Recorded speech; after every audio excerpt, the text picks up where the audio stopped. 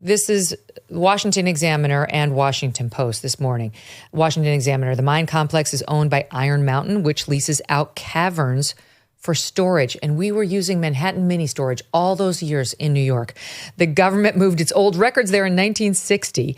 The mine, which holds employees in the government's Office of Personnel Management, has been trying to revolutionize its process for decades without success.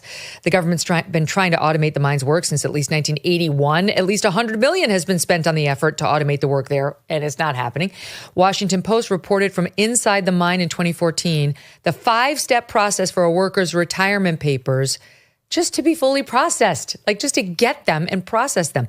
First step, a worker files the retirement paper and the paperwork is shipped to the facility. Once it arrives, a worker must match it up to other paper records or scan them into a digital database. All the paperwork must be placed into a file. Missing paperwork must be acquired from other federal agencies. That paperwork is then turned into a digital file, reviewed separately by another employee. It took at least 61 days on average then, the same amount of time it took in 1977, when I am going to guess you were not even born. This is so sad.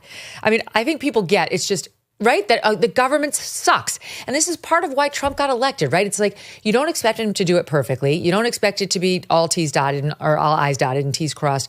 But you want the bull going into this China shop and saying, why the F are we using a mine that we were using in 1977?